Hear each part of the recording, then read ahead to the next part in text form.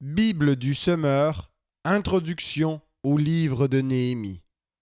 Ce livre est la suite de celui d'Esdras, avec lequel il ne forme qu'un seul volume dans les anciens manuscrits, hébreux et grecs. Comme le livre d'Esdras, celui de Néhémie contient plusieurs listes qui proviennent de documents officiels, au chapitre 3, chapitre 10, 11 et 12. La liste des hommes revenus d'exil, chapitre 7, versets 6 à 72, reproduit à quelques détails près celle d'Esdras, chapitre 2. Les passages écrits à la première personne constituent les mémoires de Néhémie, chapitre 1 à 7, chapitre 10, chapitre 12, verset 27, 13, verset 31. D'autres appartiennent encore aux mémoires d'Esdras, chapitre 8 et 9, voire introduction au livre d'Esdras. Les repères chronologiques essentiels pour le livre sont les suivants. 445 avant Jésus-Christ, 20e année du règne d'Artaxerxès, chapitre 1, verset 1. Mars-avril, demande de Néhémie à l'empereur, chapitre 2, verset 1, environ au mois d'août. Arrivée de Néhémie à Jérusalem, chapitre 2, verset 11. Octobre, fin des travaux de reconstruction de la muraille, chapitre 6, verset 15. Novembre, assemblée du peuple, chapitre 7, verset 72 et chapitre 8, verset 1. Fête des cabanes, chapitre 8, verset 14. Puis jeûne, chapitre 9, verset 1. 433 avant Jésus-Christ, départ de Néhémie, chapitre 5, verset 14, chapitre 13, verset 6. 432 avant Jésus-Christ, retour de Néhémie à Jérusalem au chapitre 13, versets 6 et 7. En 445 avant Jésus-Christ, Néhémie, haut fonctionnaire de l'empereur Artaxerxès Ier, attristé par les nouvelles qu'il reçoit de Jérusalem, obtient de l'empereur l'autorisation de se rendre à Jérusalem pour relever les murailles de la ville. Les craintes de Néhémie, chapitre 2, verset 2, se comprennent fort bien à la lumière du refus de l'empereur, 15 ou 20 ans auparavant, Esdras 4, 7 à 23, d'autoriser ses travaux. Lors de son premier séjour de 12 ans à Jérusalem, chapitre 1 à 12, Néhémie, homme d'une grande piété, entreprend une œuvre d'envergure. Elle sera politique. La réfection des murailles de Jérusalem est réalisée en 52 jours, chapitre 6, verset 5. Malgré l'opposition et les tentatives d'assassinat des ennemis des Israélites, chapitre 4 et chapitre 6. Néhémie réorganise le peuplement de toute la région, chapitre 11. Son œuvre sera aussi sociale. Il s'élève contre les injustices, donnant lui-même l'exemple du désintéressement, chapitre 5. Les chapitres 8 à 10 livrent la clé de la motivation de Néhémie, la volonté de se conformer aux clauses de l'alliance de l'Éternel avec le peuple. Avant la dédicace solennelle de la muraille de Jérusalem, au chapitre 12, Esdras, avec Néhémie à ses côtés, lit publiquement la loi de Moïse, au chapitre 8, versets 1 à 8, ce qui conduit le peuple à prendre l'engagement par écrit d'obéir aux commandements de l'Éternel, chapitre 10. Néhémie parti, la situation se dégrade rapidement parmi les Judéens, contrairement aux engagements pris, chapitre 10, 30 à 40. Nombreux sont ceux qui ne respectent pas la loi de l'Alliance. Des païens sont accueillis jusque dans les annexes du temple. On retient les dîmes destinées aux Lévites. Le sabbat n'est pas respecté et l'on se marie avec des païens. Lors de son retour, à l'exemple d'Esdras, 25 ans auparavant, Néhémie tentera de régler ces problèmes.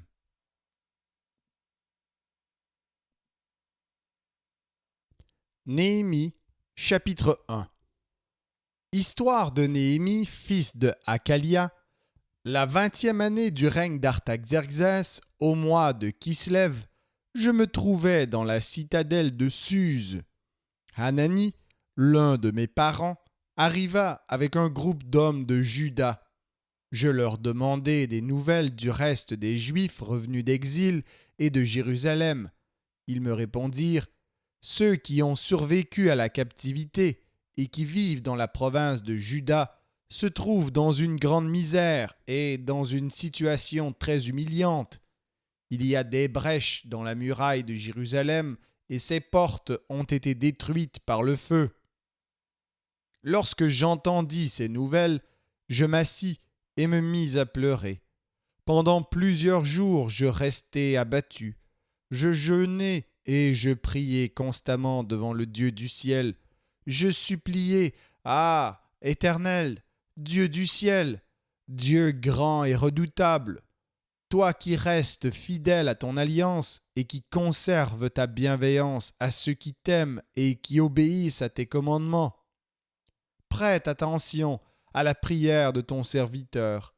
Que tes yeux soient ouverts pour voir que je suis en prière devant toi en ce moment, jour et nuit, pour intercéder en faveur de tes serviteurs les Israélites et pour confesser leurs péchés. Car nous avons péché contre toi. Oui, moi et mon peuple, nous avons péché. Nous sommes vraiment coupables envers toi, car nous avons désobéi aux commandements, aux ordonnances et aux lois que tu avais données à Moïse, ton serviteur. Souviens-toi, cependant, je te prie, de ces paroles que tu as ordonnées à ton serviteur Moïse de prononcer. Lorsque vous serez infidèles, je vous disperserai parmi les peuples païens. Mais si vous revenez à moi pour obéir à mes commandements et les appliquer, alors, même si vous vous trouvez éloignés jusqu'aux extrémités de la terre, je vous rassemblerai et je vous ramènerai de là au lieu que j'ai choisi pour y établir ma présence. Ils sont tes serviteurs et ton peuple que tu as délivré par ta grande force et par tes interventions puissantes. Je t'en prie, Seigneur, veuille prêter attention à la prière de ton serviteur et à celle de tes autres serviteurs qui aiment à te vénérer. De grâce, fais réussir aujourd'hui la démarche que je vais entreprendre et que cet homme m'accueille avec compassion. Or, à cette époque, j'étais chargé de servir les boissons à la table de l'empereur.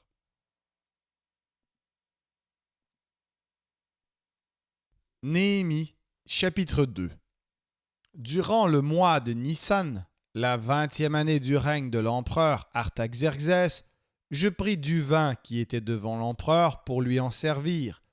Jamais auparavant je n'avais paru triste en sa présence.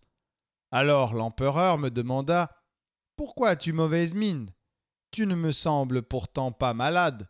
Ce ne peut être qu'un chagrin de cœur. » Je fus saisi d'une grande crainte, mais je lui dis « Que l'empereur vive toujours !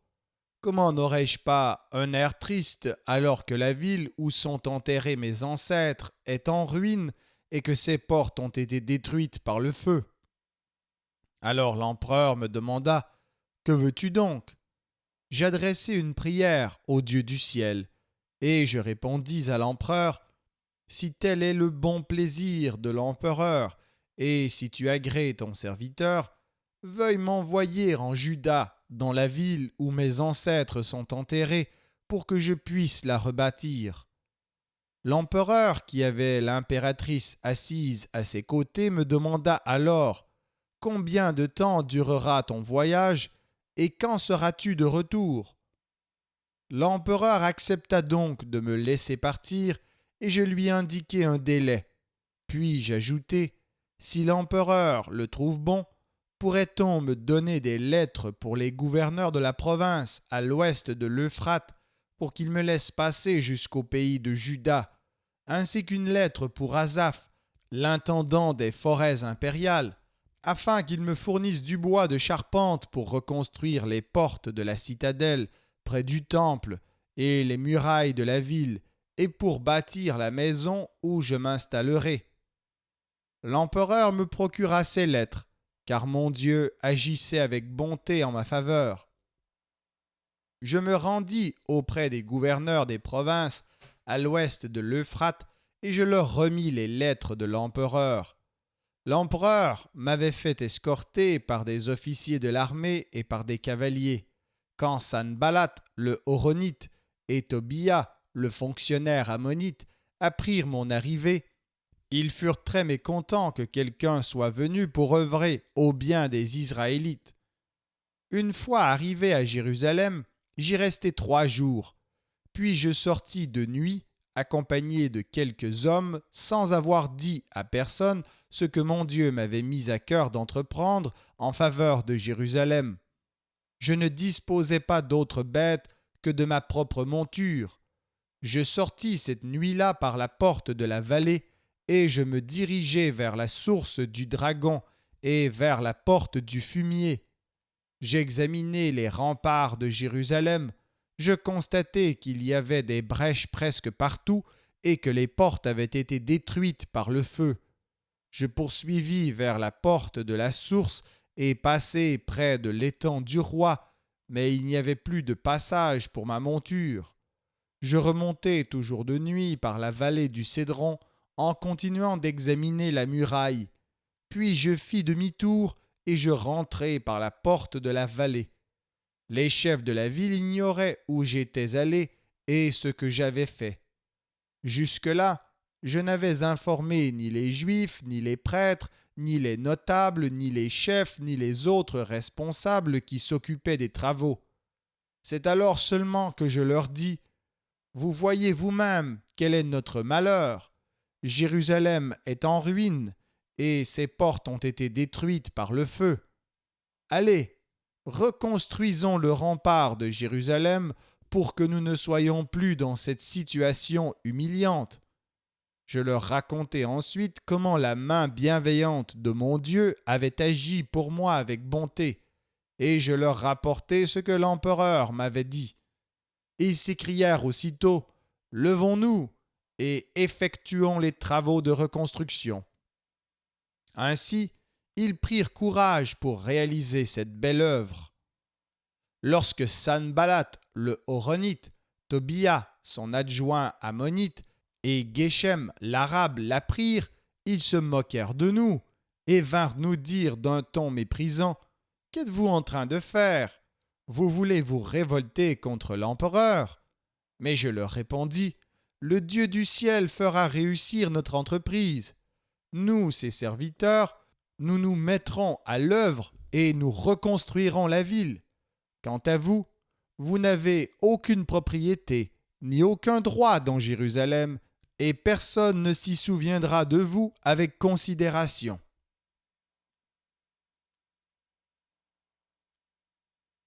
Néhémie, chapitre 3.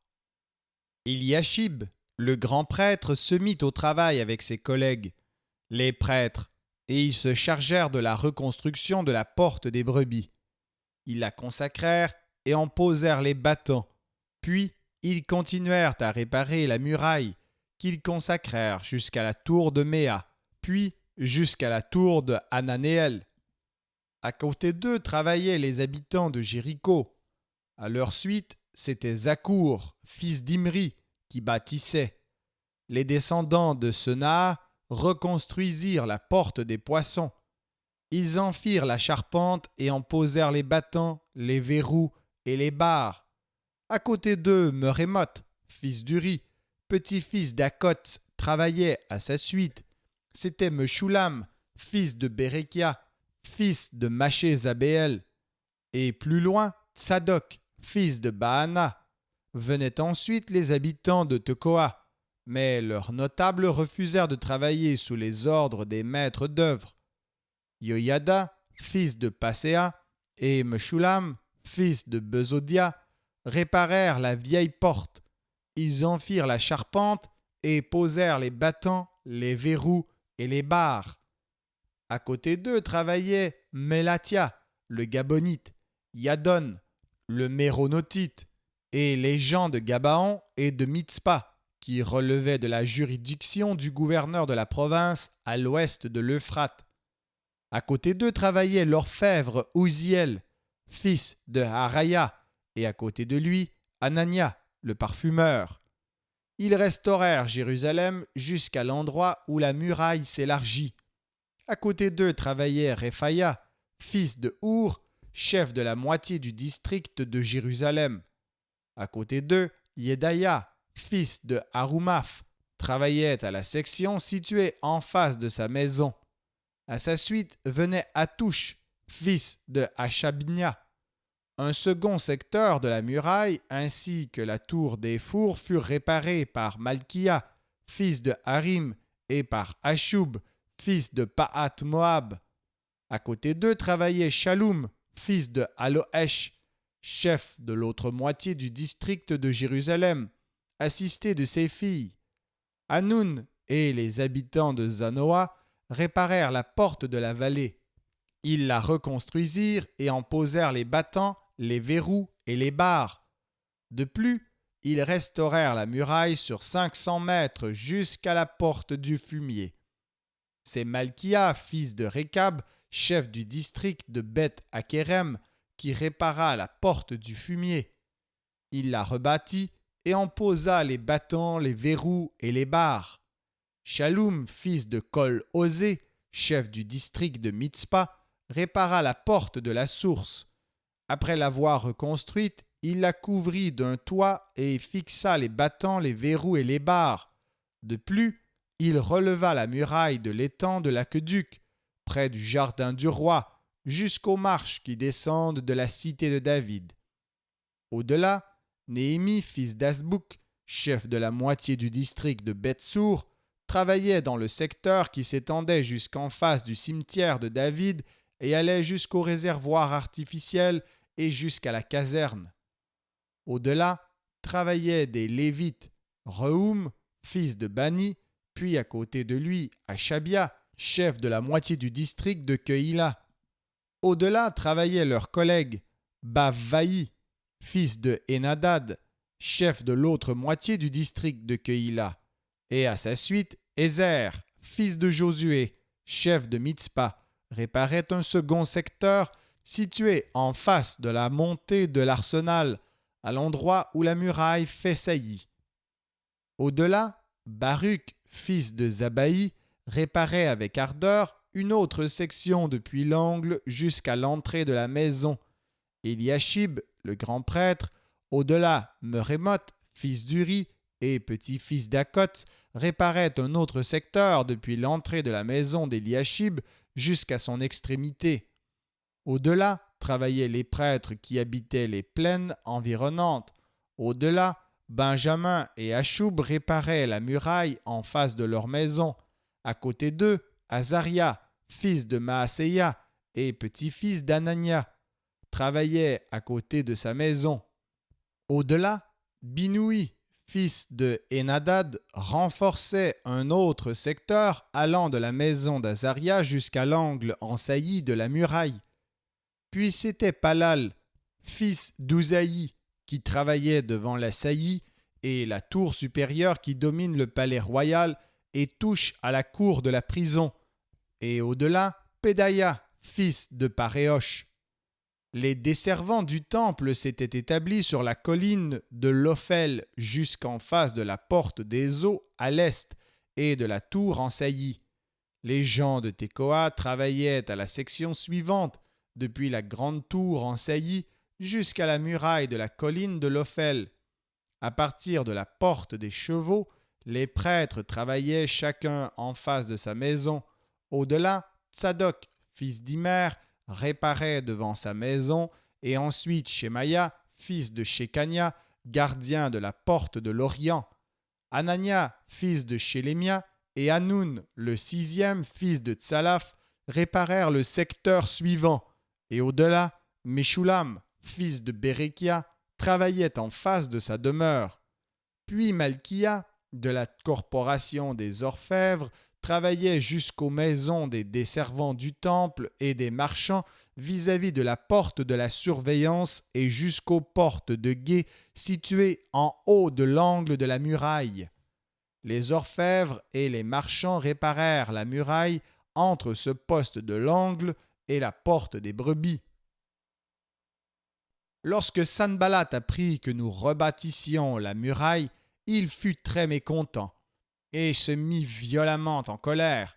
Il se moqua des Juifs en disant devant ses compatriotes et devant l'armée de Samarie : « Qu'est-ce que ces minables Juifs veulent donc faire ? S'imagineraient-ils qu'on va les laisser agir et qu'en offrant des sacrifices à leur Dieu, ils viendront maintenant à bout d'une telle entreprise? Redonneront-ils vie à des pierres ensevelies sous des monceaux de poussière et calcinées? Tobia, l'ammonite, qui se tenait à ses côtés, ajouta: Ils n'ont qu'à bâtir. Si un renard s'élance contre leur muraille de pierre, il la brisera. Écoute, ô notre Dieu, comme on nous méprise.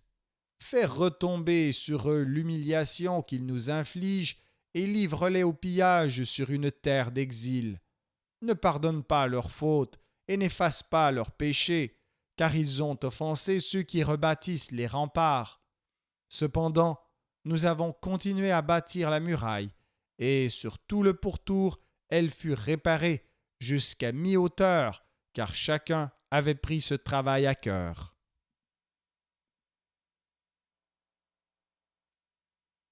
Néhémie, chapitre 4.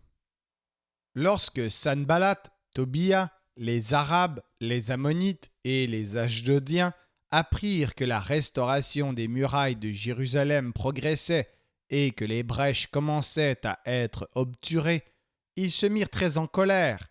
Ils se liguèrent tous ensemble pour aller attaquer Jérusalem et y semer le désordre. Alors nous avons prié notre Dieu, et nous avons posté des gens pour monter la garde de jour et de nuit, pour nous défendre contre eux. Cependant, déjà le peuple de Juda murmurait: Ceux qui portent les fardeaux sont à bout de force, et les tas de décombres restent énormes. Jamais nous n'arriverons à rebâtir cette muraille. Quant à nos adversaires, ils disaient: Ils ne sauront rien et ne verront rien jusqu'au moment où nous surgirons au milieu d'eux pour les massacrer et mettre fin à ce travail. Les Juifs qui habitaient parmi eux vinrent 10 fois nous avertir de ce qu'ils préparaient. De tous les lieux où vous vous tournerez, disaient-ils, ils viendront contre nous. C'est pourquoi je mis des gens en place, en contrebas, derrière la muraille, aux endroits découverts. Je les postai groupés par famille et armés d'épées, de lances et d'arcs. Après avoir tout inspecté, je m'adressai aux notables, aux chefs et au reste du peuple. N'ayez pas peur d'eux. Pensez au Seigneur qui est grand et redoutable, et combattez pour vos frères, vos fils et vos filles, vos femmes et vos maisons. Lorsque nos ennemis apprirent que nous étions informés et que Dieu avait ainsi déjoué leurs projets, nous sommes tous retournés à la muraille, chacun à son travail. Mais à partir de ce jour, la moitié des hommes seulement faisaient le travail, et ceux de l'autre moitié, vêtus de cuirasses, étaient armés des lances, des boucliers et des arcs. Et les chefs se tenaient derrière tous les gens de Juda. Ceux qui étaient occupés à rebâtir la muraille et ceux qui portaient ou chargeaient les fardeaux travaillaient d'une main et tenaient une arme de l'autre. Chacun des bâtisseurs avait son épée attachée à sa hanche, c'est ainsi qu'il bâtissait. Un homme se tenait à mes côtés, prêt à sonner du cor. Je dis alors aux notables, aux chefs et au reste du peuple: Le travail est considérable et s'étend sur une grande distance. Nous sommes dispersés loin les uns des autres le long de la muraille. Rassemblez-vous autour de nous, à l'endroit où vous entendrez le son du cor, et notre Dieu combattra pour nous. C'est ainsi que chaque jour nous poursuivions notre entreprise, la moitié d'entre nous tenant la lance à la main depuis l'aurore jusqu'à l'apparition des étoiles. Durant cette période, je dis encore au peuple: Que chacun passe la nuit dans Jérusalem avec son subalterne. Ainsi nous pourrons monter la garde pendant la nuit et poursuivre le travail pendant le jour. Ni moi, ni mes proches, ni mes collaborateurs, ni les gardes de mon escorte, nous ne quittions nos vêtements. Chacun gardait ses armes à portée de main.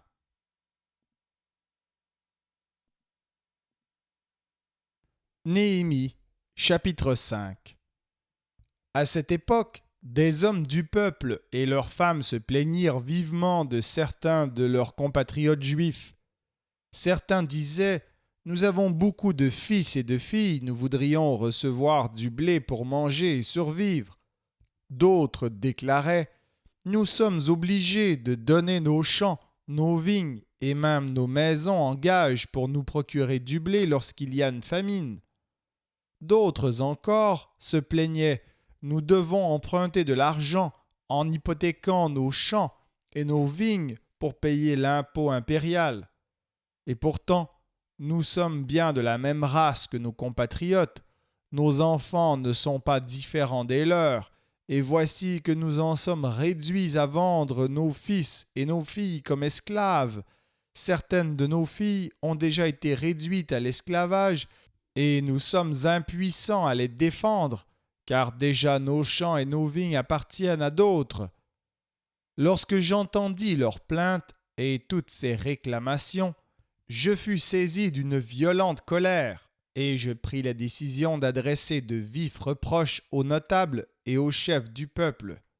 Je leur dis: quand vous prêtez de l'argent à vos compatriotes, vous leur demandez des intérêts.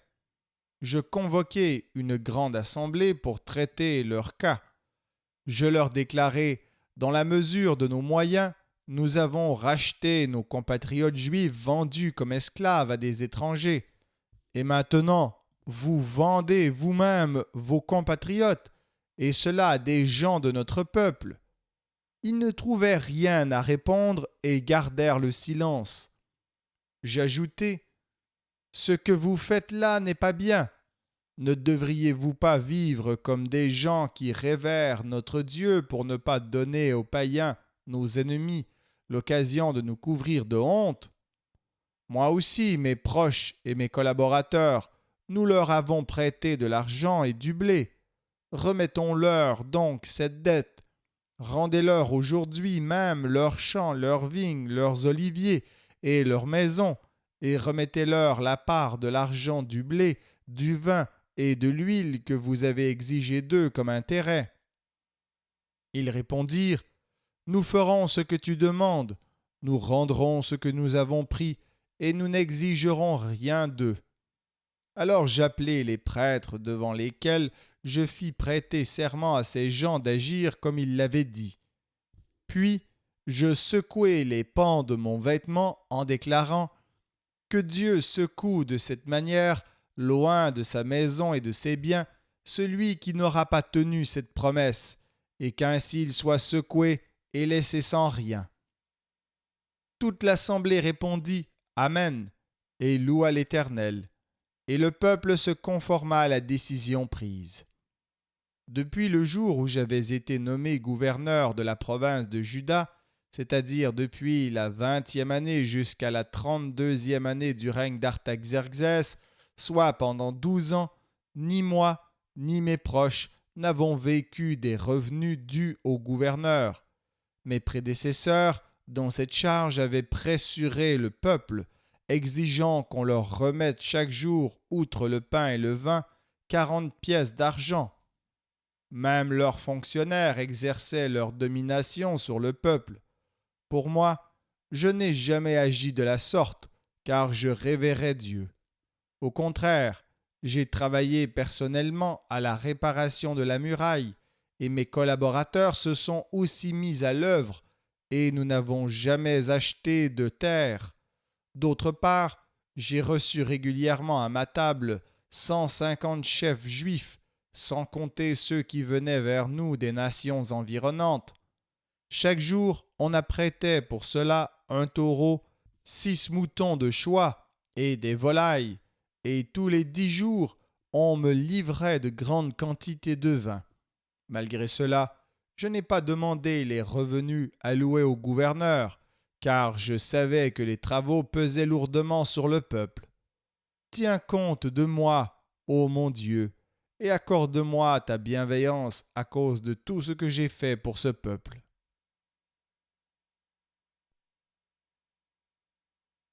Néhémie, chapitre 6. Lorsque Sanballat, Tobia, Geshem l'Arabe et le reste de nos ennemis apprirent que j'avais fini de rebâtir la muraille et qu'il n'y restait plus de brèche, sauf les portes dont je n'avais pas encore posé les battants à cette époque, Sanballat et Geshem m'envoyèrent un messager pour me dire « Viens et ayons ensemble une entrevue à Kephérim, dans la vallée d'Ono. » Ils avaient l'intention de me faire du mal. Je leur envoyai des messagers pour leur répondre « J'ai un grand travail à exécuter et il m'est impossible de me rendre auprès de vous. Je n'ai pas de raison d'interrompre l'ouvrage en l'abandonnant pour aller vous rencontrer. » À 4 reprises, ils me firent transmettre la même proposition et je leur retournai la même réponse. Une 5e fois, Sanballat m'envoya ce même message par son serviteur qui tenait à la main une lettre ouverte. Il y était écrit « Le bruit se répand parmi les nations environnantes que toi et les Juifs vous projetez une révolte. Geshem me l'a d'ailleurs confirmé. Ce serait pour cela que tu reconstruis la muraille. On dit même que tu veux devenir leur roi et que tu as déjà désigné des prophètes chargés de proclamer à Jérusalem que tu es devenu roi de Juda. Maintenant, des rumeurs de ce genre arriveront certainement aux oreilles de l'empereur. Viens donc en discuter avec nous. » Je lui fis répondre « Rien de ce que tu affirmes n'est exact. Tout ceci est une pure invention de ta part. Tous ces gens, en effet, ne cherchaient qu'à nous faire peur. Ils espéraient que nous nous découragerions et que nous abandonnerions l'ouvrage. Maintenant, ô Dieu, fortifie-moi pour ma tâche. » Je me rendis chez Shemaïa, fils de Delaya, et petit-fils de Mehétabéel, qui s'était barricadé chez lui. Il s'écria « Allons tenir conseil dans le temple de Dieu au fond du sanctuaire, et verrouillons-en les portes, car ils veulent te tuer. Ils vont venir pendant la nuit pour t'assassiner. » Mais je lui répondis « Comment un homme dans ma position prendrait-il la fuite? D'ailleurs, quel homme comme moi pourrait pénétrer dans le temple sans perdre la vie?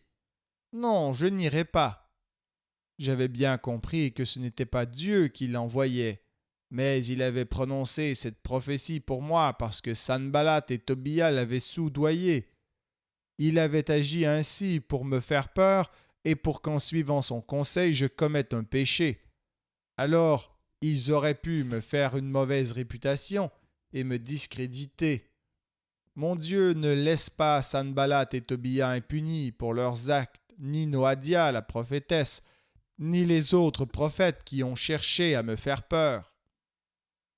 La muraille fut achevée en 52 jours, le 25 du mois d'Éloul, lorsque tous nos ennemis et tous les païens qui nous entouraient la prirent. Ils furent saisis de crainte et profondément humiliés à leurs propres yeux, car ils reconnurent qu'un tel ouvrage n'avait pu être mené à bonne fin qu'avec l'aide de notre Dieu. Durant toute cette période, des notables de Juda entretenaient une abondante correspondance avec Tobia.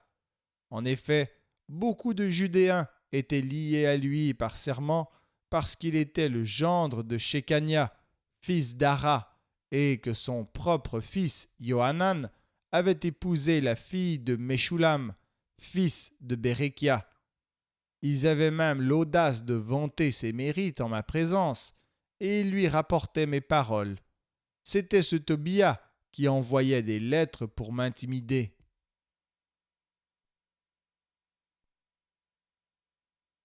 Néhémie, chapitre 7. Lorsque la muraille fut achevée et que j'eus posé les battants des portes, on établit dans leurs fonctions les portiers, les musiciens et les Lévites. Je confiai le commandement de Jérusalem à mon frère Anani, ainsi qu'à Anania, le gouverneur de la forteresse, car c'était un homme de confiance qui, plus que beaucoup d'autres, révérait Dieu. Je leur donnai les consignes suivantes. Les portes de Jérusalem ne s'ouvriront pas avant que le soleil ne soit haut dans le ciel, et le soir, on fermera les battants et on les verrouillera pendant que les portiers seront encore là. De plus, les habitants de Jérusalem établiront un tour de garde, les uns ayant leur poste et les autres surveillant les abords de leur maison. La ville était grande et très étendue, mais la population en était peu nombreuse. Les maisons n'avaient pas été rebâties. Mon Dieu me mit à cœur d'assembler les notables, les chefs et le reste du peuple pour en faire le recensement. Je découvris le registre généalogique de ceux qui étaient revenus de l'exil les premiers, et j'y trouvai consigné ceci. Voici la liste des hommes originaires de la province de Juda que Nabuchodonosor, roi de Babylone, avait déportés et qui sont revenus de la captivité à Jérusalem et en Juda, chacun dans sa ville. Ils étaient revenus sous la conduite de Zorobabel, Josué, Néhémie, Azaria, Rahamia, Nahamani, Mardoché, Bilkan, Mispéret, Bigvaï, Nahum et Baana. Et voici le compte des Israélites. Descendants de Pareosh, 2172. Descendants de Shephatia, 372. Descendants d'Ara, 652. Descendants de Pahath-Moab, de la postérité de Josué et de Joab, 2818. Descendants d'Élam, 1254. Descendants de Zatou, 845. Descendants de Zakaï, 760. Descendants de Binoui, 648. Descendants de Bébaï, 628. Descendants d'Asgad, 2322. Descendants d'Adonikam, 667. Descendants de Bigvaï, 2067. Descendants d'Adin, 655. Descendants d'Ater, de la lignée d'Ézéchias, 98. Descendants de Hashum, 328. Descendants de Betsaï, 324. Descendants de Harif, 112. Descendants de Gabaon, 95. Ressortissants de Bethléem et de Netopha, 188. Ressortissants d'Anatoth, 128. Ressortissants de Beth Azmavet, 42. Ressortissants de Kiriath Yearim, de Képhira et de Beéroth, 743. Ressortissants de Rama et de Geba, 621. Ressortissants de Mikmas, 122. Ressortissants de Bethel et d'Aï, 123. Ressortissants de l'autre Nebo, 52. Descendants de l'autre Élam, 1254. Descendants de Harim, 320. Descendants de Jéricho, 345. Descendants de Lod, de Hadid et d'Ono, 721. Descendants de Senaa, 3930. Pour ce qui est des prêtres, descendants de Yodaïa, de la lignée de Josué, 973. Descendants d'Immer, 1052. Descendants de Pachour, 1247.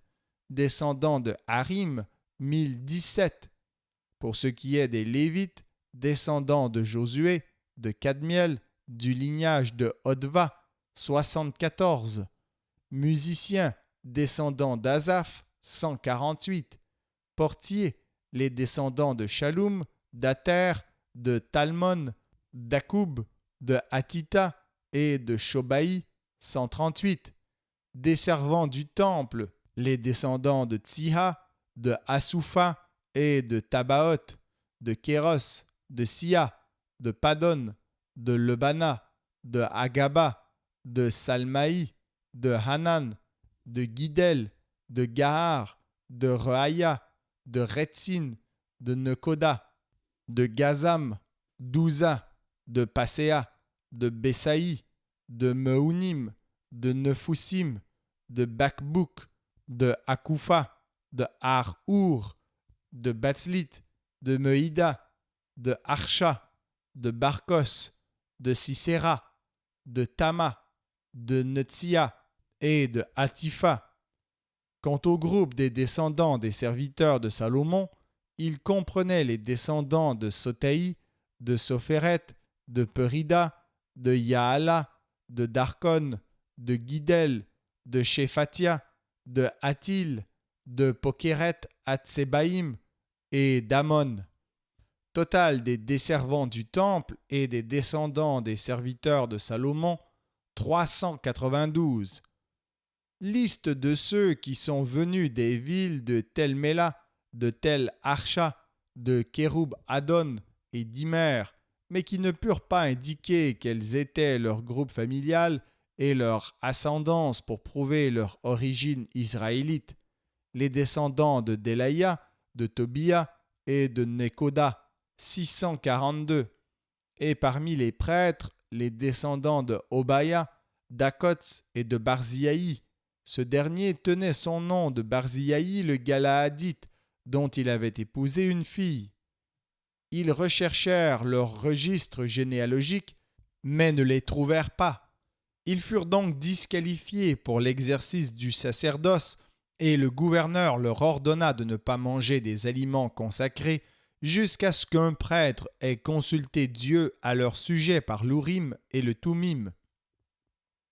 La communauté entière de ceux qui étaient revenus de l'exil comprenait 42 360 personnes, sans compter leurs 7 337 serviteurs et servantes. Parmi eux se trouvaient 245 musiciens et chanteuses. Ils avaient 736 chevaux, 245 mulets, 435 chameaux et 6720 ânes. Plusieurs des chefs des groupes familiaux firent des dons pour la reconstruction du temple. Le gouverneur versa au fond des travaux 1000 pièces d'or et donna 50 coupes et 530 tuniques sacerdotales. Les chefs des groupes familiaux donnèrent au fond des travaux 20 000 pièces d'or et 2200 pièces d'argent. Le reste du peuple donna 20 000 pièces d'or, 2000 pièces d'argent et 67 tuniques sacerdotales. Les prêtres et les lévites, les portiers, les musiciens, les gens du peuple, les desservants du temple, tous les Israélites s'établirent dans leur ville d'origine. Quand arriva le 7e mois, les Israélites étaient installés dans leur ville.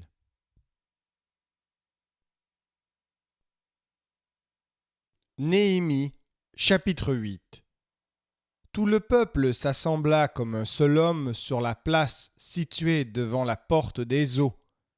Ils demandèrent à Esdras, qui était spécialiste de la loi, d'apporter le livre de la loi de Moïse donné par l'Éternel à Israël. Le premier jour du 7e mois, Esdras, qui était aussi prêtre, apporta la loi devant l'assemblée composée d'hommes et de femmes et de tous ceux qui étaient en âge de comprendre ce qu'ils entendaient. Il leur lut dans le livre depuis l'aube jusqu'à midi, sur la place qui est devant la porte des eaux. Tout le peuple était attentif à la lecture du livre de la loi, hommes, femmes et tous ceux qui étaient en âge de comprendre. Esdras se tenait sur une estrade de bois dressée pour la circonstance. À sa droite se tenaient Matithia, Shema, Anaya, Uri, Ilkia et Maaseya. Et à sa gauche, Pédaïa, Michaël, Malkia, Hashum, Ashbadana, Zacharie et Meshulam. Comme il était placé plus haut que tout le peuple, chacun le vit ouvrir le livre. À ce moment-là, tous se levèrent. Esdras loua l'Éternel, le grand Dieu, et tout le peuple s'écria « Amen, Amen » en levant les mains. Puis ils s'inclinèrent jusqu'à terre et se prosternèrent devant l'Éternel pour l'adorer. Alors Josué, Bani, Chérébia, Yamin, Akub, Shabtaï, Odia, Maaseya, Kelita, Azaria, Yozabad, Hanan, Pelaya et les autres Lévites expliquèrent la loi au peuple qui se tenait debout. Ils lisaient dans la loi de Dieu et expliquaient au fur et à mesure, de façon posée et distincte, afin que chacun puisse comprendre ce qu'ils avaient lu. Tout le peuple pleurait en entendant les paroles de la loi. Alors Néhémie le gouverneur, Esdras le prêtre et spécialiste de la loi, et les Lévites qui donnaient les explications au peuple dirent à tous : Ce jour est un jour de fête consacré à l'Éternel votre Dieu. Ce n'est pas le moment de pleurer et de prendre le deuil. Puis Esdras ajouta : À présent, allez faire un bon repas, buvez d'excellentes boissons, et faites porter des portions à ceux qui n'ont rien préparé, car ce jour est un jour consacré à notre Seigneur. Ne vous affligez donc pas, car la joie que donne l'Éternel est votre force. De leur côté, les Lévites calmaient tout le peuple en disant : Soyez tranquilles, car ce jour est consacré à Dieu. Ne vous attristez donc pas. Alors tous allèrent manger et boire, faire porter des parts aux pauvres et organiser de grandes réjouissances, car ils avaient bien compris les paroles qu'on leur avait enseignées. Le lendemain, les chefs de groupes familiaux de tout le peuple, les prêtres et les Lévites s'assemblèrent auprès d'Esdras, le spécialiste de la loi, pour étudier plus attentivement les enseignements de la loi. Ils trouvèrent écrit dans cette loi que l'Éternel avait donnée aux Israélites par l'intermédiaire de Moïse, que les Israélites devaient habiter des cabanes pendant la durée de la fête du 7e mois. Alors, ils firent publier dans toutes leurs villes et à Jérusalem la proclamation suivante : Sortez dans la montagne et rapportez-en des branches d'oliviers cultivés et d'oliviers sauvages, de myrtes, de palmiers et d'arbres touffus, pour faire des cabanes comme cela est écrit. Le peuple partit et rapporta des branchages. Ils se construisirent des cabanes sur la terrasse de leur maison, dans leur cour, dans les parvis du temple, sur la place de la porte des eaux, ou encore sur la place de la porte d'Éphraïm. Toute la communauté des anciens déportés revenus de l'exil construisit des cabanes et se mit à les habiter. Les Israélites n'avaient plus célébré cette fête depuis le temps de Josué, fils de Nun. Ils se livrèrent à de grandes réjouissances à cette occasion. Chaque jour, du premier jusqu'au dernier, Esdras lut une portion du livre de la loi de Dieu. On célébra la fête pendant 7 jours, et le 8e jour, conformément aux prescriptions de la loi, il y eut une assemblée cultuelle.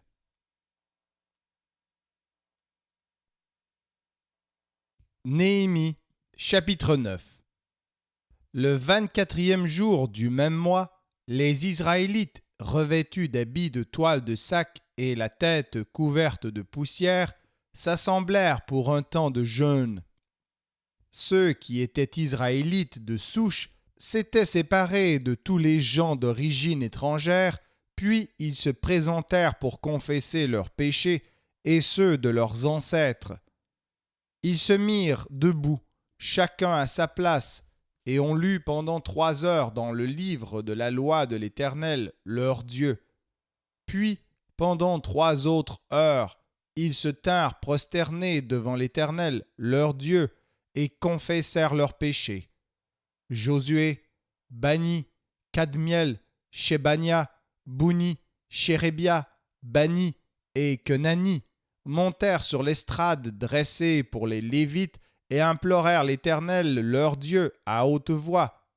Puis les Lévites, Josué, Kadmiel, Bani, Achabnia, Shérébia, Hodia, Shebania et Pétaïa s'écrièrent : Levez-vous, louez l'Éternel, votre Dieu, pour toute l'éternité. Oui, Que l'on te loue, toi dont la gloire surpasse tout ce que la louange peut exprimer. C'est toi, Éternel, toi qui es l'unique. Tu as fait le ciel, les cieux les plus élevés et tous les astres qui s'y trouvent.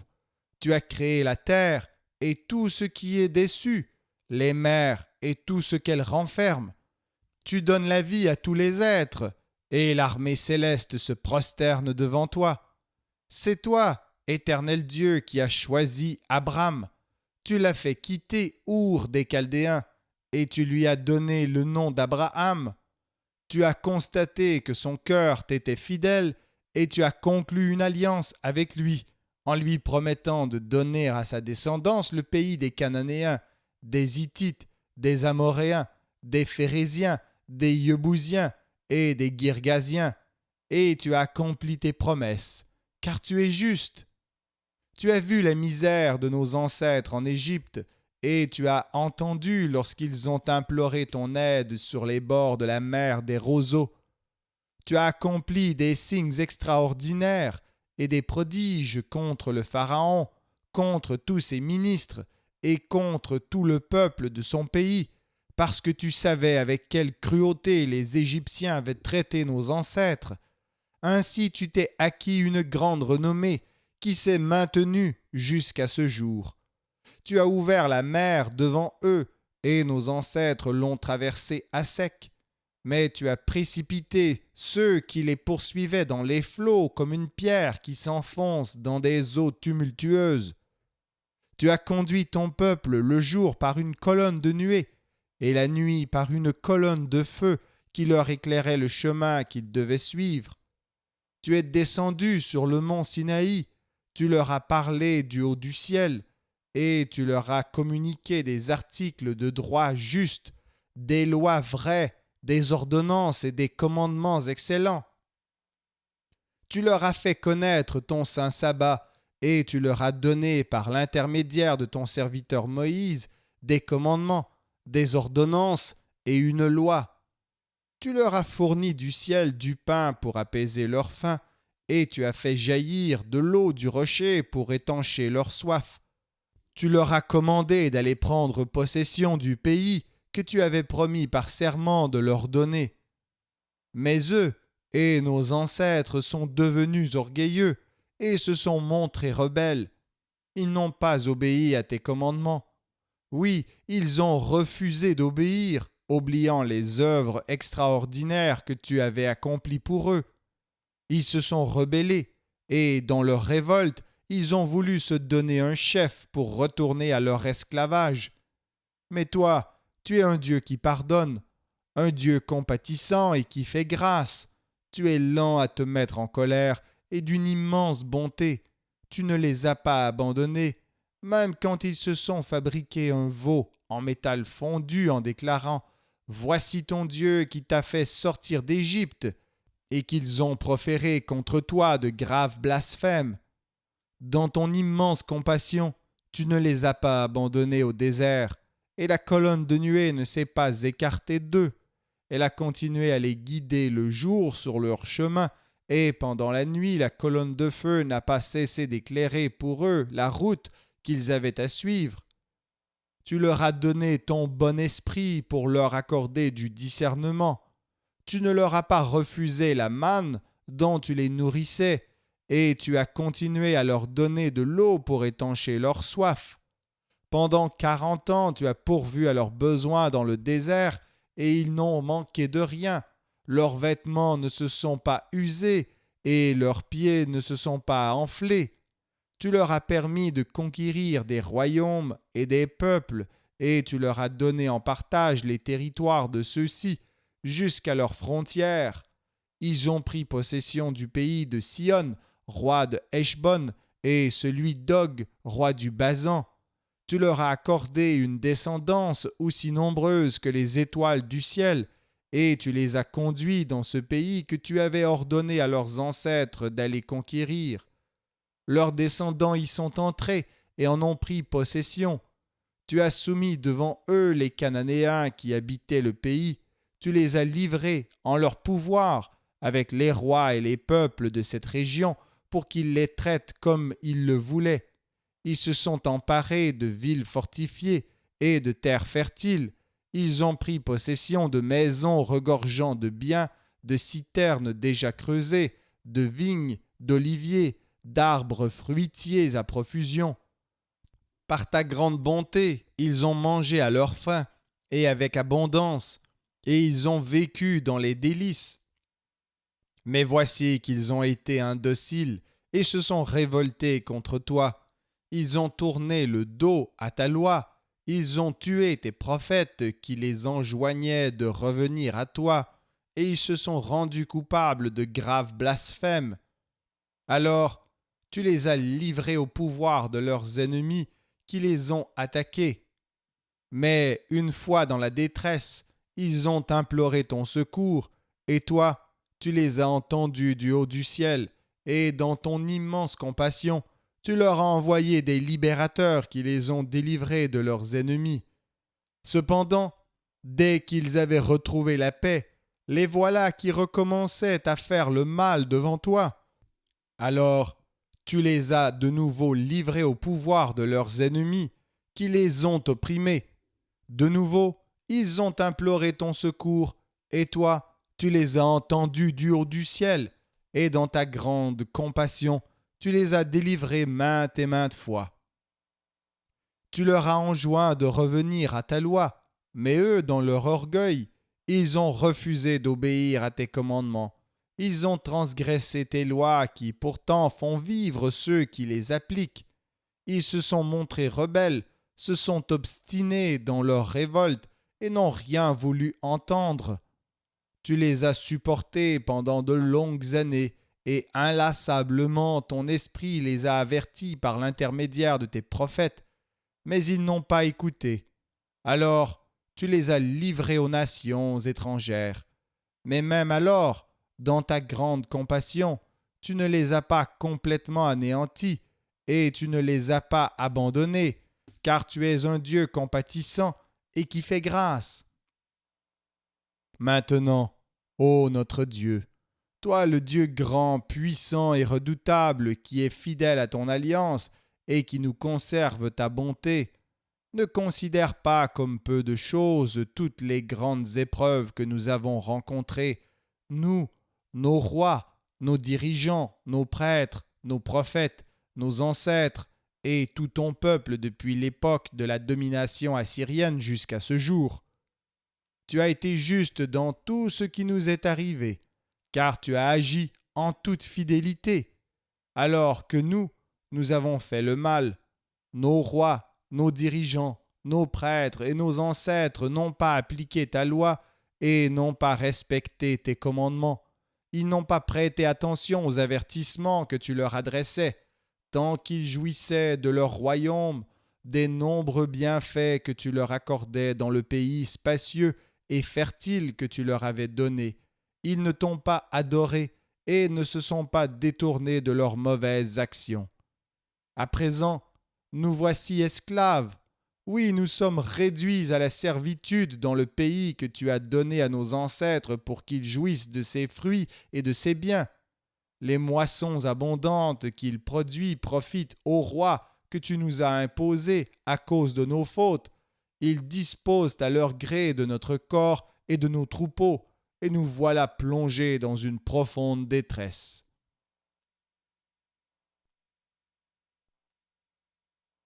Néhémie, chapitre 10.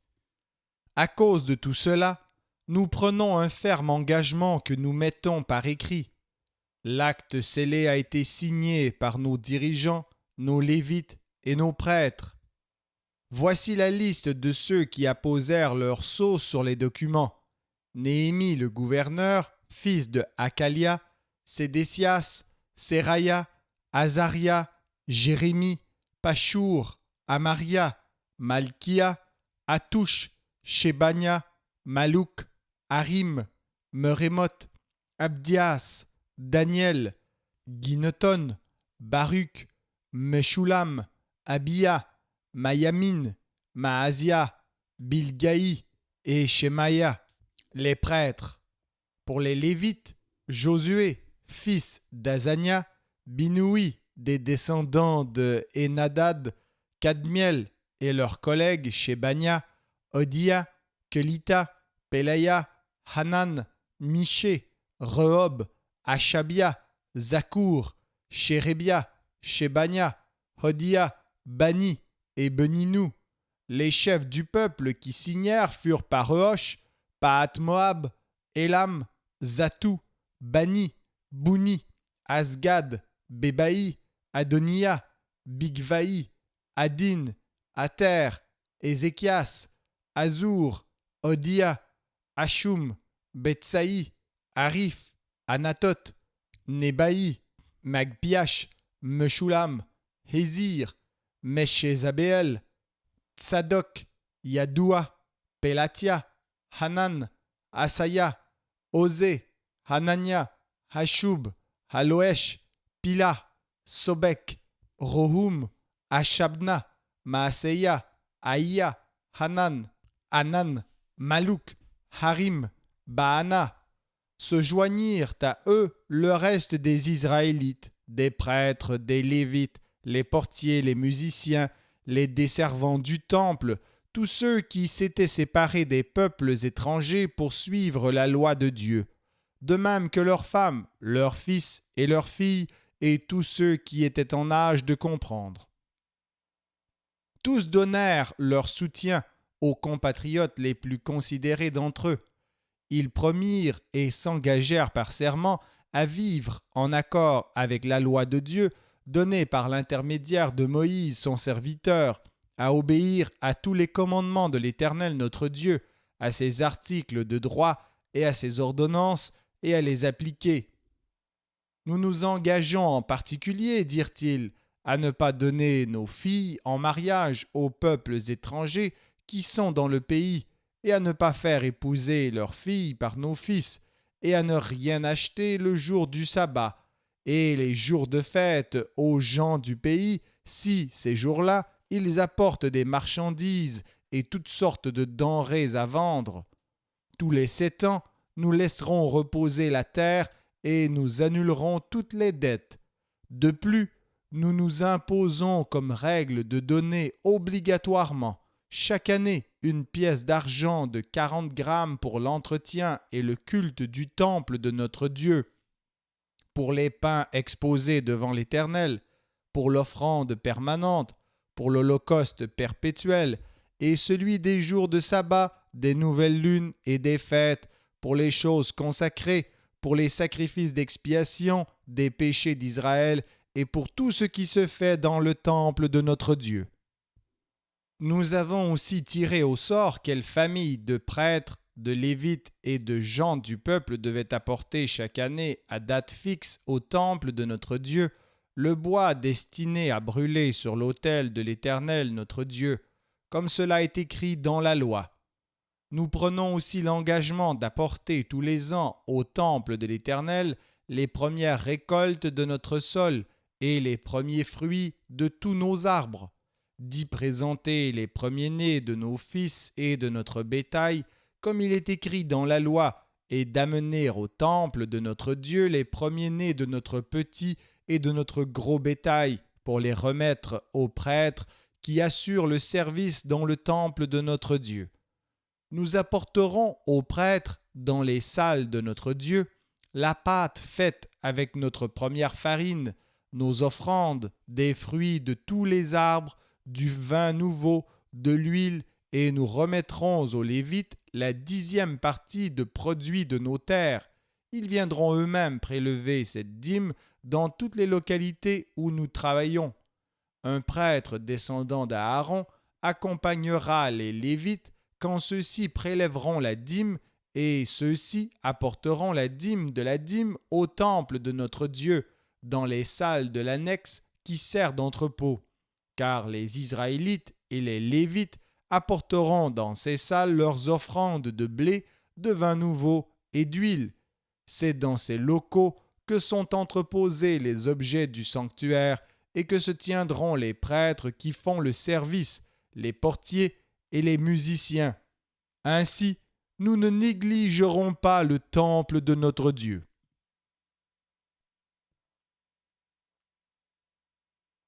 Néhémie, chapitre 11. Les chefs du peuple s'installèrent à Jérusalem. Pour le reste du peuple, on tira au sort pour faire venir s'établir à Jérusalem, la ville sainte, une famille sur 10. Les 9 autres pouvaient rester dans les autres localités. Certains hommes s'offrirent volontairement pour habiter à Jérusalem. Leurs compatriotes les bénirent. Dans les villes de Juda habitaient les Israélites, les prêtres, les Lévites, les desservants du temple et les descendants des serviteurs de Salomon, chacun dans sa propriété et sa ville respective. Et voici la liste des chefs de la province qui se fixèrent à Jérusalem. De plus, des gens des tribus de Juda et de Benjamin s'établirent à Jérusalem.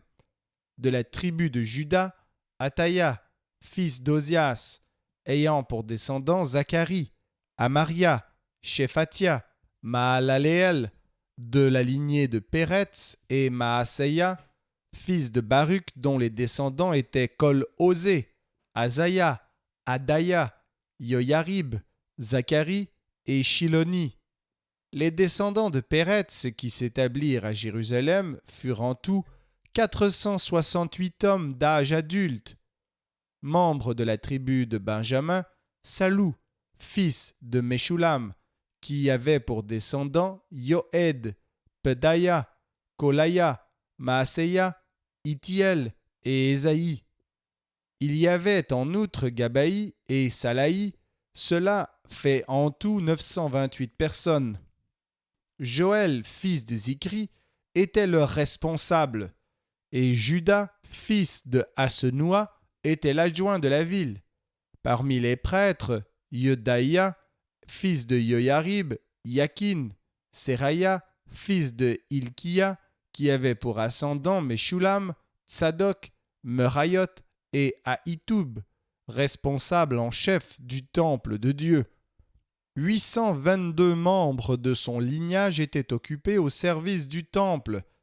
Il y avait aussi Adaïa, fils de Yeroham, qui avait pour ascendant Pélalia, Amtsi, Zacharie, Pashur et Malkia, ainsi que 242 chefs de groupes familiaux de sa lignée. Il y avait Amaxaï, fils d'Azaréel, dont les ascendants étaient Azaï, Meshilémoth, Immer, avec les autres hommes forts et vaillants de sa lignée, ils étaient au nombre de 128. Zabdiel, fils de Gedolim, en était le chef. Parmi les Lévites, Shemaïa, fils de Hashub, descendant d'Azrikam, Achabia et de Bouni. Shabtaï et Yozabad, qui faisaient partie des chefs des Lévites, étaient chargés des travaux extérieurs du temple. Matania, fils de Miché, descendant de Zabdi, descendant d'Azaph, qui était responsable d'entonner la louange lors de la prière, Bakboukia, le second parmi ses frères, et Abda, fils de Shamoua, descendant de Galal, et Yedutun. 284 Lévites habitaient la ville sainte. Il y avait encore 172 portiers chargés de surveiller les portes, Akoub et Talmon, et les membres de leur groupe familial. Le reste des Israélites, des prêtres et des Lévites étaient établis dans toutes les villes de Juda, chacun dans son patrimoine. Les desservants du temple habitaient le quartier de l'Ophel. Tsiha et Gishpa étaient leurs chefs. Le responsable des Lévites à Jérusalem était Ouzi, fils de Bani, qui avait pour descendants Achabia, Matania et Miché, descendants d'Azaph. Les descendants d'Azaph étaient les musiciens chargés du service musical dans le temple. Ils étaient soumis à des ordonnances royales qui réglaient leur activité jour par jour. Pétaïa, fils de Meshé-Zabéel, de la lignée de Zéra, fils de Juda, était le délégué du roi pour toutes les affaires civiles. D'autres membres de la tribu de Juda s'établirent dans les localités de la campagne à Kiryat-Arba et les villages qui en dépendent, à Dibon et les villages qui en dépendent, à Yekabtséel et les localités qui en dépendent, à Yeshua, à Molada, à Beth-Palet, à Hatzar-Shual, à Beer-Sheva et les villages qui en dépendent, à Tsiklag, à Mekona et les villages qui en dépendent, à En-Rimon, à Tsoréa, à Yarmout, à Zanoa, à Adoulam et les localités qui en dépendent, à Lachish et les fermes des environs, à Azeka et les villages qui en dépendent. Ils occupèrent ainsi toute la région depuis Beer-Sheva jusqu'à la vallée de Hinnom. Les membres de la tribu de Benjamin occupèrent Geba, Mikmas, Aya, Bethel et les villages qui en dépendent, Anatot, Nob, Anania, Hatzor, Rama, Gitaïm, Hadid, Tseboïm, Nebalat, Lod et Ono, la vallée des artisans. Certains groupes de Lévites de Juda allèrent s'installer parmi les Benjaminites.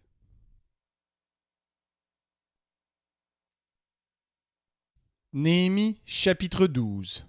Voici la liste des prêtres et des Lévites qui revinrent de l'exil avec Zorobabel, fils de Shealtiel, et avec Josué. C'étaient Seraya, Jérémie, Esdras, Amaria, Malouk, Hatouch, Shekania, Rehum, Merémoth, Ido, Ginetoi, Abia, Miamin, Maadia, Bilga, Shemaya, Yoyarib, Yodaïa, Salou, Amok, Ilkia, Yodaïa. C'étaient là les chefs des prêtres et leurs collègues au temps de Josué. Parmi les Lévites, il y avait Josué, Binoui, Kadmiel, Chérébia, Juda et Matania, responsables avec ses collègues des chants de louanges. Leurs collègues Bakboukia et Uni se tenaient en face d'eux pour leur répondre. Josué fut le père de Joachim, dont les descendants en ligne directe furent Eliashib, Joyada, Jonathan et Yadoua. Voici au temps de Joachim quels étaient les chefs des familles sacerdotales. Pour la famille de Seraya, c'était Meraya. Pour celle de Jérémie, Anania. Pour la famille d'Esdras, Meshulam. Pour celle d'Amaria, Yohanan. Pour celle de Melouki, Jonathan. Pour celle de Shebania, Joseph. Pour celle de Harim, Adna. Pour celle de Merayot, Elkaï. Pour celle d'Ido, Zacharie. Pour celle de Gineton, Meshulam. Pour celle d'Abia, Zikri. Pour celle de Miamin, Moadia, Piltaï. Pour celle de Bilga, Shamoua. Pour celle de Shemaya, Jonathan. Pour celle de Yoyarib, Matnaï. Pour celle de Yodaïa, Uzi. Pour celle de Salaï, Kalaï. Pour celle d'Amok, Héber. Pour celle de Ilkia, Achabia. Pour celle de Yodaïa, Netanéel. Autant d'Eliashib, de Yoyada, de Yohanan et de Yadoua, on fit des listes des chefs de famille lévitiques et sacerdotales. Elles furent établies pendant le règne de Darius le Perse. Les noms des chefs de famille lévitiques furent inscrits sur le livre des Annales jusqu'au temps de Yohanan, petit-fils d'Eliashib. Les chefs des Lévites, Achabia, Chérébia et Josué, fils de Kadmiel, ainsi que leurs collègues se tenaient les uns en face des autres pour louer et célébrer l'Éternel, conformément aux instructions laissées par David, homme de Dieu. Ils se répondaient tour à tour les uns aux autres. Les portiers, Matania, Bakboukia, Abdias, Meshulam, Talmon et Akoub montaient la garde auprès des entrepôts situés près des portes du temple. Tels sont ceux qui étaient en fonction au temps de Joachim, fils de Josué et petit-fils de Yotsadak, et au temps de Néhémie, le gouverneur, et Esdras, le prêtre et spécialiste de la loi. Lors de l'inauguration de la muraille de Jérusalem, on fit venir les Lévites à Jérusalem de toutes les localités où ils habitaient, afin de célébrer l'événement dans la joie, par la louange et par le chant des cantiques accompagnés par les cymbales, les luths et les lyres. Les musiciens se rassemblèrent du district des alentours de Jérusalem, ainsi que des environs de Netopha, de Beth-Gilgal et des territoires de Geba et d'Azmavet, car il s'était construit des villages autour de Jérusalem. Les prêtres et les Lévites accomplirent les rites de purification, tant pour eux-mêmes que pour le peuple, pour les portes et pour la muraille. Je fis monter sur la muraille les chefs de Juda, et je formai 2 grands chœurs. Le premier se dirigea du côté droit et marcha sur la muraille vers la porte du fumier. Derrière les choristes venait Osée et la moitié des chefs de Juda, Azaria, Esdras, Meshulam, Juda, Benjamin, Shemaïa et Jérémie. Puis venaient des prêtres munis de trompettes, Zacharie, fils de Jonathan, qui avait pour ascendant Shemaïa, Mattania, Michée et Zakour, Asaph et ses collègues, Shemaïa, Azaréel, Milalaï, Gilalaï, Maaï, Netanéel, Juda et Anani, qui jouaient des instruments de David, homme de Dieu. Esdras, le spécialiste de la loi, était à leur tête. À la porte de la source, ils gravirent en face d'eux les marches qui conduisaient à la cité de David par la montée qui mène au rempart qui surplombe l'ancien palais de David, puis ils continuèrent jusqu'à la porte des eaux du côté oriental de la ville. Le second chœur partit vers la gauche, je les suivis avec l'autre moitié du peuple sur le haut de la muraille. Nous avons passé près de la tour des fours, puis par l'endroit où la muraille s'élargit, au-dessus de la porte d'Éphraïm, de la porte de la vieille ville, puis de la porte des poissons, puis la tour de Hananéel et la tour de Méa, jusqu'à la porte des brebis. On s'arrêta à la porte de la prison. Les 2 chœurs prirent place dans le temple de Dieu. Je fis de même avec la moitié des chefs du peuple, ainsi que les prêtres Éliakim, Maaseia, Minyamin, Michée, Élioénaï, Zacharie et Anania, qui portaient des trompettes. Il y avait aussi Maaseia, Shemaïa, Éléazar, Uzi, Yohanan, Malkia, Élam et Ézer. Les musiciens faisaient résonner leurs cantiques sous la direction de Yizraïa. Les gens offrirent ce jour-là de nombreux sacrifices, et ils s'adonnèrent à la joie, car Dieu leur avait accordé un grand sujet de joie. Les femmes et les enfants prirent part aux réjouissances, et l'on entendait de loin les cris de joie qui retentissaient à Jérusalem. À cette époque, des hommes furent préposés à la surveillance des salles où étaient entreposées les offrandes et les dîmes. On les chargea d'y recueillir les parts attribuées par la loi aux prêtres et aux Lévites provenant des champs qui entouraient les villes. En effet, le peuple de Juda se réjouissait de ce que les prêtres et les Lévites étaient en fonction, de ce qu'ils assuraient le service de leur Dieu et accomplissaient les rites de purification, et de ce que les musiciens et les portiers assumaient leurs fonctions conformément aux instructions de David et de son fils Salomon.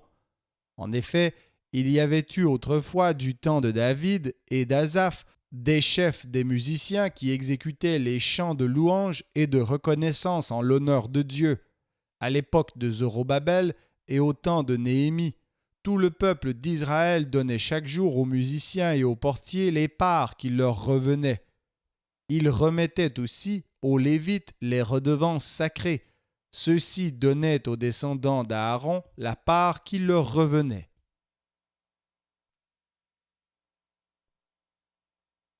Néhémie, chapitre 13.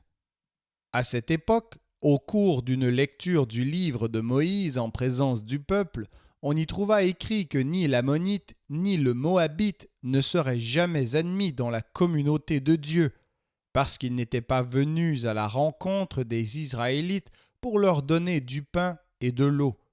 Au contraire, ils avaient soudoyé Balaam pour qu'il les maudisse, mais notre Dieu avait changé la malédiction en bénédiction. Dès que l'on eut entendu le texte de cette loi, on exclut tous les étrangers de la communauté d'Israël. Avant cette décision, le prêtre Eliashib, chargé de la responsabilité des salles du temple et proche parent de Tobia, avait mis à la disposition de ce dernier une grande salle où étaient précédemment entreposées les offrandes végétales, l'encens, les ustensiles, la dîme du blé, du vin nouveau et de l'huile, c'est-à-dire les redevances ordonnées par la loi pour les Lévites, les musiciens et les portiers, ainsi que les contributions revenant aux prêtres. J'étais absent de Jérusalem quand cela eut lieu, car j'étais retourné auprès d'Artaxerxès, le roi de Babylone, la 32e année de son règne. À la fin de l'année, je sollicitai de l'empereur un nouveau congé, et je retournai à Jérusalem. Là, je me rendis compte du mal qu'avait fait Eliashib en mettant une salle donnant sur le parvis du temple à la disposition de Tobia. J'en fus très irrité, et je jetai hors de la pièce tous les objets qui appartenaient à Tobia. Puis je donnai ordre de procéder au rite de purification pour les salles, et j'y fis remettre les objets du temple, les offrandes et l'encens.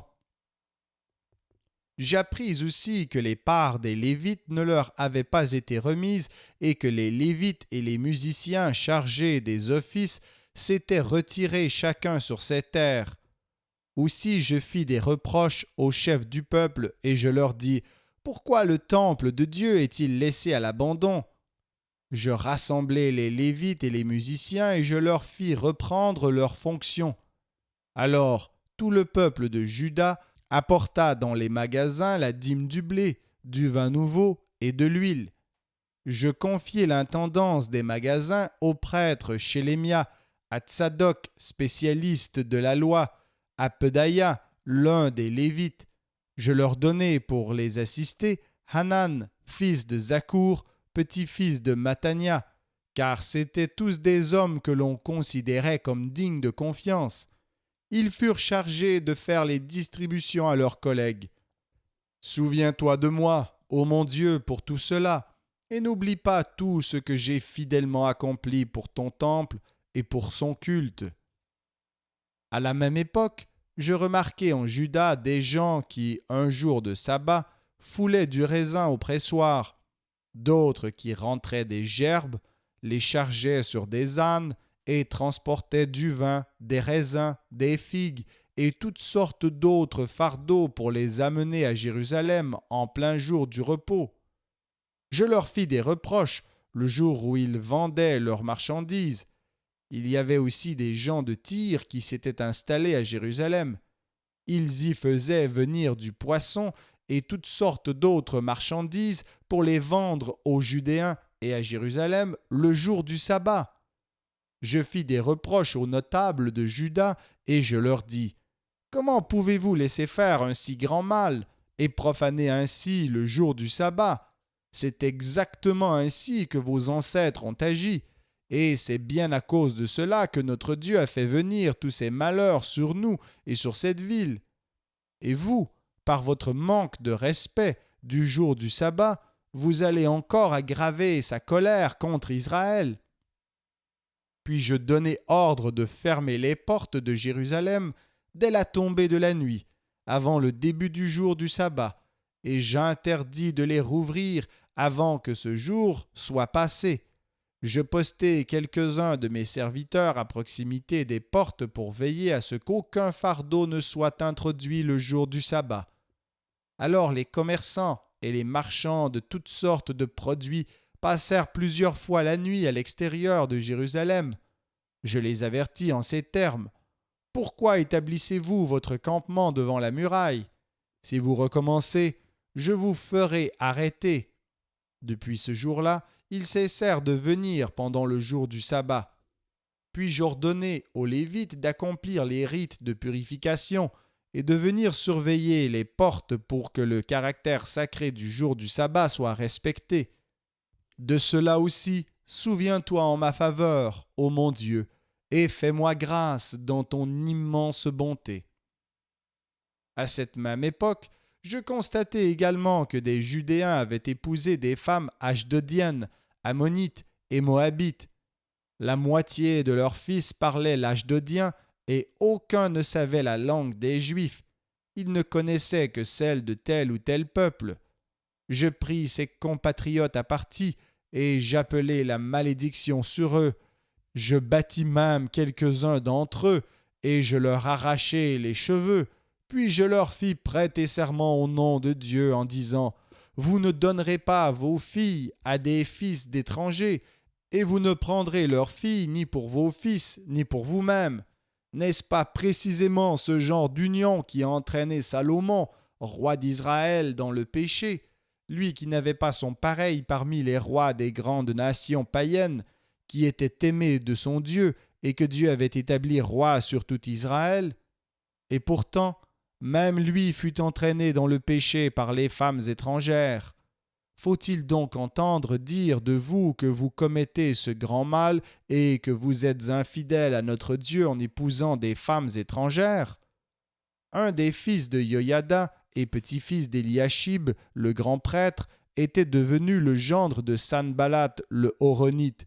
C'est pourquoi je le chassai loin de moi.